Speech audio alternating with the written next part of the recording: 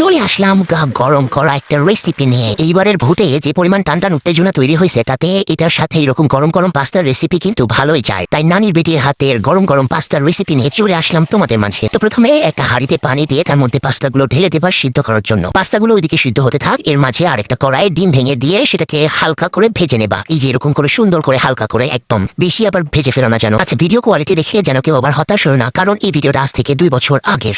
মানে তখন আমি কেবল একটু ভিডিও করা শিখতেছিলাম তখনকার। গল্প করতে করতে আমাদের পাস্তা একদিকে সিদ্ধ হয়ে গেছে। ডিমগুলোকে উঠায় নিয়ে আবার কড়াই তেল দিয়ে জিরা মশলা যা যা দরকার সব সুন্দর করে দিয়ে ওটাকে ভেজে নিতে হবে। তারপরে কুচি কুচি করে কেটে রাখা গাজর কড়াইয়ের মধ্যে দিয়ে সুন্দর করে লবণ দিয়ে ওটাকে হালকা করে ভেজে নিতে হবে। ও, গাজরের মধ্যে আম্মু সবুজ সবুজ কি যেন একটা দিচ্ছে, পেঁয়াজের করে হ্যাঁ পেঁয়াজের করে দিছে। এরপরে এর মধ্যে পেঁয়াজ এবং মরিচ ঢেলে দিল, পরে দিছে যাতে করে পেঁয়াজ আর মরিচটা একটু কাঁচা কাঁচা থাকে, খেতে ভালো লাগে। এরপরে আমার এক বড়াম্মুকে দিচ্ছে শুকনো মরিচ গুঁড়া করার জন্য। আমি বাবা এসব মরিচ গুঁড়া করার মধ্যে নাই, আমার দরকার নাই বাবা এসব মরিচ গুঁড়া করা। তারপরে সুন্দর করে এগুলোকে হালকা করে ভেজে নিতে হবে। আসলে আমার মতো অলস মানুষের দ্বারাই এসব পুরাতন ভিডিও আপলোড করা সম্ভব। আচ্ছা, তুই এরপরে দিয়ে দিতে হবে কুচি কুচি করে রাখা টমেটো দিয়েও সুন্দর করে নেড়েচেড়ে নিতে হবে যাতে টমেটোটা ভালো করে সিদ্ধ হয়ে যায়। মানুষ ডিপ্রেশনের ঠেলায় কত কিছু করে, তাই না? আমি ডিপ্রেশনের ঠেলায় ভিডিও এডিট করতে বসে গেছি। মানে ভিডিও জমতে জমতে এত ভিডিও জমে গেছে যে আমি যদি দিনে 5টা করে ভিডিও আপলোড করি তাও আমার ভিডিও শেষ হবে না। আচ্ছা, তো এর মধ্যে আগে থেকে ভেজে রাখা ডিমগুলো দিয়ে দিতে হবে এবং সিদ্ধ করে রাখা পাস্তাগুলো দিয়ে দিতে হবে। দিয়ে সুন্দর করে নেড়েচেড়ে ভালো করে মিক্স করে নিতে হবে। এরপরে সুন্দর করে মিক্স করা হয়ে গেলে এর মধ্যে চিলি ফ্লেক্স গুলো ঢেলে দিতে হবে। চিলি ফ্লেক্স দিলে একটু ঝাল হয়, সুন্দর একটা ফ্লেভার আসে। তারপরে সুন্দর করে উল্টায় পাল্টায় সব একসাথে মিক্স করে নিতে হবে। দিয়ে দিতে হবে পরিমাণ মতো সয়া সস, আর লবণটা নিজেদের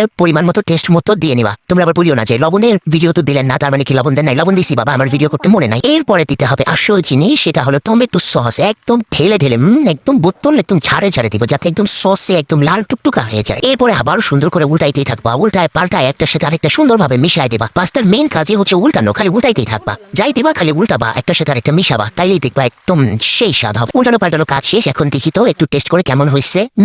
রে শালারি নানির বেটি কি বানাইছে রে।